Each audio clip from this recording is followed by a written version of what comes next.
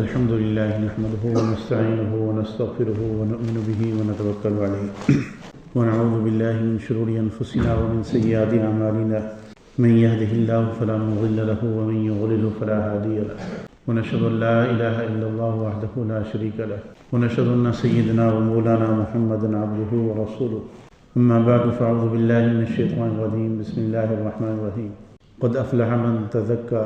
وذكر اسم ربه فصلى بل تؤثرون الحياة الدنيا والآخرة خير وأبقى وقال الله تعالى في مقام آخر وذكر فإن الذكرى تنفع المؤمنين صدق الله العظيم وصدق رسوله النبي الكريم ونحن على ذلك من الشاهدين والشاكرين والحمد لله رب العالمين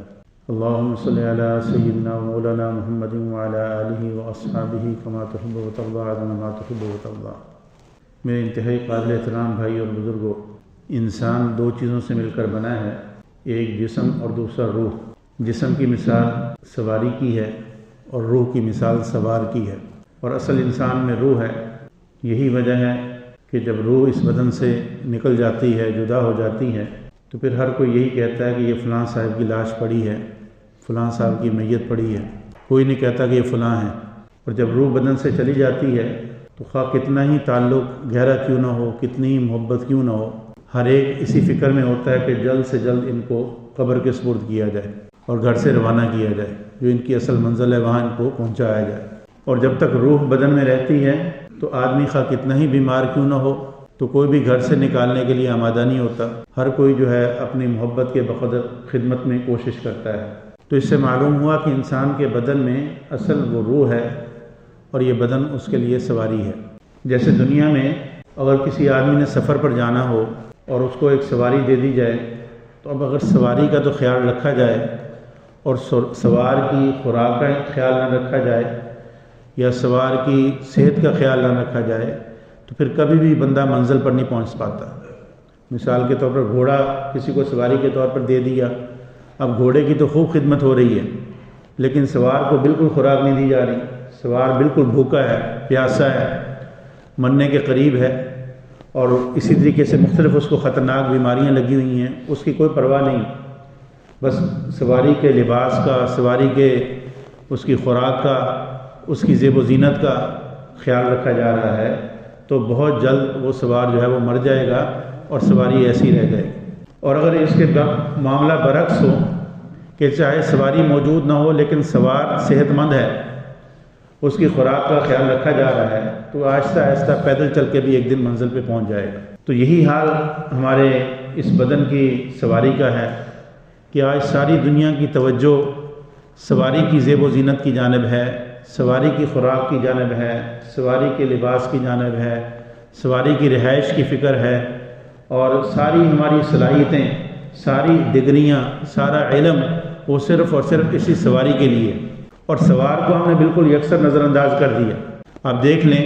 دنیا بھر میں یونیورسٹیوں میں، کالجوں میں، اسکولوں میں جو علم پڑھایا جا رہا ہے اس کی ساری تگ و دو وہ اسی سواری کے متعلق ہے کہ اب کسی جگہ گاڑیاں بنانے کا فن ہے تو اس سواری کی راحت کے لیے، اور اگر لباس بنانے کا فن سکھایا جا رہا ہے یا اسی طریقے سے خوراک کا کے پر ریسرچ ہو رہی ہے، ادویات پر ریسرچ ہو رہی ہے، یا جتنا بھی یہ نظام دنیا چل رہا ہے وہ صرف اور صرف اسی سواری کی محنت میں لگا ہوا، اور صبح سے لے کر شام تک اسی سواری کی فکر ہے۔ اور سوار جو کہ انسان کی روح ہے، اس کی غذا، اس کی لباس، اس کی جو ہے خوراک، اس کی بیماری، اس کی صحت، اس کی جانب بالکل توجہ نہیں۔ انبیاء علیہ السلام جو تعلیمات لے کر آتے ہیں وہ اس روح کے متعلق ہوتی ہیں، اور انبیاء علیہ السلام کی تعلیمات کا خلاصہ یہ ہے کہ جب تک یہ روح نہیں سنورے گی، جب تک اس روح کو صحت حاصل نہیں ہوگی، کبھی بھی دنیا میں سکون اور سکھ نہیں آ سکتا۔ آج ہم دیکھتے ہیں جو ہماری دنیا میں جو فساد مچا ہوا ہے، ہر دنیا میں فساد درکنار، ہر گھر میں جو فساد ہے کہ اولاد والدین کی فرما بردار نہیں ہے، خاوند بیوی کے متعلق شفقہ کناں ہے، اور بیوی جو ہے خاوند سے نالاں ہے، اور اسی طریقے سے بچے اپنے والدین سے نالاں ہیں۔ تو اس کی وجہ یہی ہے کہ ہم نے سواری کی تو تعلیم و تربیت کی فکر کی لیکن جو سوار تھا اس کی تعلیم و تربیت سے ہم غافل رہے۔ سوال کے متعلق اسلامی ہدایات کیا ہیں، سوال کو اللہ تعالیٰ نے اس کے متعلق کیا چیزیں بتائی ہیں، اس کو سکون کن چیزوں سے حاصل ہوگا، اس کے متعلق کبھی ہم نے سوچا بھی نہیں۔ صبح سے لے کر شام تک اور پورا سال کے ساری زندگی گزر جاتی ہے اسی بدن کی راحت کی فکر میں، اولاد کی جو تعلیم دلوائی جاتی ہے اس میں بھی یہی ہوتا ہے کہ ان کا یہ ظاہری کیریئر جو ہے یہ ٹھیک ہو جائے، لیکن چونکہ ان کی روح کو خوراک نہیں دی جاتی، لہٰذا جب وہ بڑے ہوتے ہیں تو وہ والدین کے نافرمان ہوتے ہیں۔ پھر والدین شکوہ کرتے ہیں جی ہماری اولاد ہماری مانتی نہیں۔ آج ہر آدمی جو ہے اولاد کے حوالے سے پریشان، خواہ وہ امیر ہے خواہ وہ غریب ہے، کہتے ہیں جی بچے مانتے نہیں ہیں، بچے غصے میں جلدی آ جاتے ہیں، بات پہ لڑ پڑتے ہیں۔ تو اس کی وجہ یہی ہے کہ ہم نے ان کی روح کو خوراک ہی نہیں دی، روح جو ہے ان کی بالکل ہی مردہ ہو چکی۔ اب روح کی خوراک تو اللہ کے نبی صلی اللہ علیہ وسلم لے کر آئے تھے، اللہ کے نبی صلی اللہ علیہ وسلم کی تعلیمات میں تھی کہ اللہ کے نبی صلی اللہ علیہ وسلم نے بتایا کہ اسلام تو سراپا خیر خواہی ہے، اور روح کی خوراک تو اللہ کی بندگی میں تھی۔ اب ہمیں اللہ کی بندگی کی جانب ہماری توجہ نہیں۔ اب اگر بچہ ہمارا اسکول نہ جائے تو ہم ناراض ہوتے ہیں، ہمارا بچہ جو ہے ٹیوشن نہ جائے ہم ناراض ہوتے ہیں، ڈانٹتے ہیں، اور پھر باز نہ آئے تو پھر اس کی پٹائی ہوتی ہے اور سختی اس پہ کرتے ہیں۔ لیکن ہمارا بچہ اگر نماز نہ پڑھے تو ہماری جو ہے وہ ذرا برابر ہمیں فکر ہی نہیں ہوتی۔ حالانکہ نماز نہ پڑھنا یہ اتنا بڑا گناہ ہے کہ اللہ کے نبی صلی اللہ علیہ وسلم نے اس کو کفر سے تعبیر کی کہ من ترک الصلاۃ متعمدا فقد کفر، کہ جس نے جان بوجھ کے نماز چھوڑ دی اس نے تو کفر اختیار کر لی۔ یہی وجہ ہے کہ ائمہ میں سے امام احمد بن حنبل رحمہ اللہ وہ اس بات کے قائل ہیں کہ اگر جو شخص جان بوجھ کر نماز چھوڑتا ہے وہ کہتے ہیں اس کا نماز جنازہ ہی نہ پڑھا جائے، اس کو مسلمانوں کے قبرستان میں دفن ہی نہ کیا جائے۔ جبکہ دیگر ائمہ فرماتے ہیں کہ یہاں آپ صلی اللہ علیہ وسلم نے اس کی جو ہے وہ برائی کی جانب آپ نے وضاحت فرمائی ہے، اشارہ کیا ہے، اور آپ نے اس کی برائی کو اس طریقے سے نمایاں کیا ہے جیسے کوئی آدمی کو مریض ہو اس کے لیے کوئی چیز نقصان دہ ہو تو ہم کہتے ہیں بھائی یہ تو تمہارے لیے زہر ہے، تو حقیقتاً چاہے وہ زہر نہ ہو، کیا کہنے کا مقصد یہ ہے کہ زہر کی طرح یہ نقصان دہ ہے۔ تو اسی طریقے سے نماز چھوڑنا وہ کفر کی طرح ہے، اور نماز چھوڑنا یہ اللہ کی بغاوت کے زمرے میں آتا ہے۔ آج ہم جو ہے وہ ہمارے بچے گھروں میں نماز نہیں پڑھتے، گھر والے نماز نہیں پڑھتے، بہن بھائی نماز نہیں پڑھتے، ہم اس کو کوئی معیوبی نہیں سمجھتے، اس کو کوئی برائی نہیں سمجھتے، اور اگر وہ شراب پی لے تو اس کو برا سمجھتے ہیں صرف اس لیے چونکہ معاشرے میں شراب پینے کو برا سمجھا جاتا ہے، اس وجہ سے نہیں کہ اللہ کی نافرمانی ہو رہی ہے۔ تو حالانکہ اللہ کی نافرمانی یہ نماز چھوڑنے میں شراب سے زیادہ بڑھ کر ہے، کیونکہ نماز چھوڑنا یہ اللہ سے بغاوت ہے، اللہ کی جو ہے وہ اللہ سے اعلان جنگ کی طرح ہے، یا سود کھانا یہ اللہ سے اعلان جنگ کی طرح ہے۔ لیکن ان چیزوں کو ہم لوگ جو ہے وہ معیوب نہیں سمجھتے۔ آج ہمارے عزیز و قارئ اولاد جو ہے وہ سودی قرضے لے رہی ہے، ہم جو ہے خوشی سے اس کو اجازت دیتے ہیں اور کوئی اس پر ناگواری کا اظہار نہیں ہوتا۔ تو اسی وجہ سے چونکہ ہم نے اپنی اس روح کی نہ اپنی روح کی خوراک کا، نہ اس کی بیماری کی فکر کی، نہ اپنے اہل و عیال کی فکر کی، تو یہی وجہ ہے کہ آج ہماری یہ زندگی جو ہے سارے اسباب تعیش کے ہونے کے باوجود جو ہے وہ جہنم بنی ہوئی ہے۔ ہر آدمی جو ہے وہ سینہ جھپٹی پڑی ہوئی ہے، ہر آدمی کے دل میں یہ ہے کہ وہ میں کسی طریقے سے مجھے زیادہ مل جائے، اور وہ ہماری مثال اس طرح ہو گئی ہے جیسے کوئی مردار جانور پڑا ہو، اس پہ کتا، ایک اکیلا کتا بیٹھا ہوتا ہے، اب اس کو پتہ ہے کہ یہ مردار جانور میں اس کا سارا بھی کھا لوں تو بھی بچ جائے گا، لیکن پھر بھی کوئی کتا آتا ہے فوراً اس کو بھونکتا ہے۔ یعنی ایسی حرص اور ہوس اس کے اندر ہوتی ہے کہ وہ کسی اور کو برداشت نہیں کرتا۔ تو آج یہی جو ہے چیز ہمارے معاشرے میں فٹ آتی ہے کہ ہر آدمی کے پاس اپنی ضروریات کا سامان اور مال موجود بھی ہے، لیکن پھر بھی ایسی حرص اور ہوس پڑی ہوئی ہے کہ بس اس کے دل میں کہ دوسروں سے بھی چھین لوں، کسی کے پاس کچھ نہ رہے، میرا سب کچھ بن جائے۔ اور اللہ کے نبی صلی اللہ علیہ وسلم جو تعلیمات لے کر آئے تھے، اللہ کے نبی صلی اللہ علیہ وسلم جو تربیت کی تھی، اس میں یہ تھا کہ انسان خود تکلیف برداشت کرے لیکن دوسرے کو راحت پہنچائے، خود بھوکا رہے لیکن دوسرے کو سیر کرائے، اور اس میں وہ خوشی محسوس کرتے تھے۔ اور یہ حالت تھی کہ مرتے وقت بھی دوسرے کو اپنے اوپر ترجیح دیتے تھے، دوسرے کی ضرورت پوری کرنا اس کو اپنے لیے سعادت سمجھتے تھے۔ اب غزوہ احد کے موقع پر ایک صحابی ہیں، وہ کہتے ہیں کہ میں تلاش میں نکلا، میرے چچا جو وہ زخمیوں پڑے ہوئے، انہوں نے پانی مانگا، میں ان کو پانی دینے لگا تو قریب ایک اور صحابی وہ زخمی تھے، ان کی آواز آئی، تکلیف سے وہ کرا رہے تھے پانی، تو میرے چچا نے اشارہ کیا کہ پہلے اس کے پاس جاؤ، تو میں ان کے پاس پہنچا تو ان کے قریب آگے ایک اور صحابی جو ہے وہ تکلیف سے کرا رہے تھے، انہوں نے پانی مانگا، انہوں نے اشارہ کیا نہیں اس کے پاس جاؤ۔ میں اس تیسرے صحابی کے پاس پہنچا تو جب ان کے قریب پہنچا تو وہ وفات پا گئے، شہادت ان کو مل گئی۔ پھر میں دوسرے کے پاس پہنچا، وہ بھی شہید ہو گئے۔ پھر میں اپنے چچا کے پاس پہنچا تو وہ بھی فوت ہو، وہ بھی شہید ہو۔ تو عین آخری وقت بھی ان کی خواہش یہ ہوتی تھی کہ دوسرے کو راحت مل جائے۔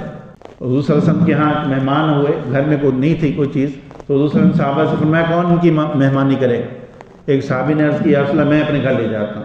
اپنے گھر لے گئے، گھر والوں سے پوچھا گھر میں کچھ ہے؟ وہ کہنے لگے کہ تھوڑا سا ہے جو بچوں کے لیے ہے، ہمارے اس سے گزر وقات نہیں ہو سکتی۔ فرمانے لگے کہ تم بچوں کو بہلا کر ان کو سلا دو اور کھانے کا دسترخوان لگانا، میں بھی مہمان کے ساتھ بیٹھوں گا، جب کھانے کا وقت ہوگا تم جو ہے چراغ درست کرنے کے بہانے چراغ کو بجھا دینا، اور میں جو ہے ویسے منہ ہلاتا رہوں گا، مہمان کھا جائے گا، وہ سیر ہو جائے گا، ہم ویسے بھوکے رات گزار لیں گے۔ چنانچہ ایسے ہی انہوں نے کیا، تو اللہ تعالیٰ کو ان کی یہ ادا ایسی پسند آئی کہ اللہ تعالیٰ نے قرآن مجید میں آیت اتار دی، وَيُؤْثِرُونَ عَلَىٰ أَنفُسِهِمْ وَلَوْ كَانَ بِهِمْ خَصَاصَةٌ، کہ وہ اپنے آپ پر دوسروں کو ترجیح دیتے ہیں اگرچہ وہ خود محتاج ہوتے ہیں۔ تو حضور صلی اللہ علیہ وسلم نے پھر ان سے پوچھا ابھی تم نے کیا رات کیا معاملہ ہوا؟ اللہ تعالیٰ نے تمہاری بڑی تعریف کی ہے اور یہ معاملہ، پھر انہوں نے ذکر کیا تو حضور نے فرمایا دیکھو تمہارے متعلق اللہ تعالیٰ نے یہ قرآن مجید میں آیت اتاری۔ اور جب اسلام کی تعلیمات سب لوگوں تک پہنچی ہوئی تھیں تو اس وقت ہر آدمی کے دل میں یہ جذبہ تھا کہ میں دوسرے کی خیر خواہی کروں، دوسرے کو فائدہ پہنچاؤں۔ صحابہ کے بعد تابعین کے دور میں، تبع تابعین کے دور میں جب تک وہ برکات باقی تھیں یہ سلسلہ جاری تھا، ایسے واقعات بے شمار ہیں۔ علامہ باقری رحمۃ اللہ علیہ بہت بڑے مورخ گزرے ہیں، انہوں نے اپنا قصہ ذکر کیا، کہنے لگے ہمارے گھر میں کئی دن سے فاقہ تھا اور عید قریب آ گئی تو گھر والی نے کہا کہ چلو ہم تو جیسے بھی ہے گزر کر لیں گے، عید کے دن بچوں کے کھانے کے لیے کیا کریں گے، تم ایسے کرو کسی دوست سے قرض مانگ لو۔ تو علامہ باقری کہتے ہیں کہ میرے ایک دوست تاجر تھے، میں ان کے پاس گیا اور جا کے بیٹھا، انہوں نے میری حالت دیکھ کر خود ہی اندازہ لگا لیا، تو وہ ایک تھیلی اس میں جو ہے 12,000 درہم تھے تو وہ لے کر آئے اور یہ کہا کہ یہ ہدیہ ہے، یہ اس کو لے لو۔ تو کہتے ہیں میں لے کے گھر پہنچا، گھر ابھی اس کو رکھا ہی ہے، تھوڑی دیر بیوی کو میں نے بتایا کہ ایسے میں گیا تھا تو اس نے مجھے یہ ہدیہ دے دیا، بیوی بڑی خوش ہوئی۔ اتنے میں دروازہ کھٹکا، میں باہر گیا تو میرے ایک سید دوست تھے، وہ آئے، وہ کہنے لگے کہ بھائی آپ کے پاس کوئی ضرورت سے زائد اگر پیسے ہوں تو مجھے کوئی قرض دے دو، میرے گھر میں جو ہے تنگی ہے۔ میں گھر آیا، بیوی سے کہا کہ ایسے میرے سید دوست آئے ہیں تو ایسے کرتے ہیں آدھے پیسے ہم رکھ لیتے ہیں آدھے اس کو دے دیتے ہیں۔ تو وہ بھی آگے اللہ کی عجیب بندی تھی، وہ کہنے لگی تم عالم بھی ہو اور تمہارے پاس جو آنے والے سائل ہیں وہ سید بھی ہیں، تم ایک عالم ہو کہ ایک عام آدمی کے پاس گئے، اس نے جو تمہیں اتنی بڑی رقم دے دی اور تم اب اس کو آدھی آدھی تقسیم کرو گے، وہ سید زیادہ آیا ہے، اٹھاؤ ساری جا کے اس کو دو۔ اب وہ کہتے ہیں، علامہ باقری کہتے ہیں میں نے وہ رقم اٹھائی اور ساری اس کو جا کے ویسے ہی تھیلی دے دی بھی یہ لے لیں آپ۔ وہ گھر چلا گیا تو وہ جو میرا پہلا دوست تاجر تھا وہ بھی ضرورت مند تھا اور اس کے اس سید کے ساتھ بھی مراسم تھے، تو وہ ان کے پاس پہنچ گیا کہ میرے پاس بھائی کچھ نہیں ہے گھر میں، تو اگر آپ کے پاس ضرورت کے لیے کچھ پیسے ہوں تو مجھے دے دو اضافی، عید قریب آ رہی ہے۔ تو کہتے ہیں کہ سید زادے نے وہی ساری درہم کی تھیلی اٹھائی اس کو دے دی۔ تو اب اس نے جو تھیلی دیکھی کہ یہ تو وہی ہے جو میرے گھر سے چلی تھی، تو اس نے پوچھا بھی تمہارے پاس کہاں سے آئی؟ اس نے کہا کہ میرے پاس فلاں کے پاس سے آئی۔ تو ان کے پاس گیا، بھی یہ آپ نے کیا کیا؟ وہ کہنے لگا ایسے میری گھر والی نے مجھے یہ کہا۔ تو دیکھیں اپنی ضرورت پر دوسروں کو ترجیح دے رہے ہیں۔ اس وقت وہاں کے جو قاضی تھے ان تک یہ بات پہنچی تو انہوں نے انعام کے طور پر جو ہے کافی ساری رقم لی اور کہا کہ ڈبل انعام اس عورت کو دیا جائے جس نے جو ہے اس کو یہ سبق پڑھایا کہ تمہیں تو سبق اس عام تاجر سے سیکھنا چاہیے۔ تو عرض کرنے کا مقصد یہ ہے کہ جب اسلام زندگی میں تھا، اسلامی تعلیمات کو پیش نظر رکھا جاتا تھا، روح کی غذا کی فکر کی جاتی تھی، تو اس وقت جذبہ یہ ہوتا تھا کہ دوسرا کھا لے اور ہم جو ہے بھوکے رہ لیں۔ اور جب سے ہم نے صرف اپنے اس بدن کا خیال رکھا اور اس تہذیب کے پیچھے پڑے جس کو جہاں جا کے سورج بھی غروب ہو جاتا ہے تو اس کے پیچھے پڑے، تو اب یہ جذبہ بن گیا کہ بھائی بھائی سے چھین رہا ہے۔ ہر آدمی کو ایسی ہوس پڑی ہوئی ہے کہ جو ختم نہ ہونے کا نام ہی نہیں لے، اور یہی وجہ ہے کہ ہماری پھر یہ ساری زندگی جو ہے وہ سب کچھ ہونے کے باوجود جو پریشانیوں میں گزر رہی ہے۔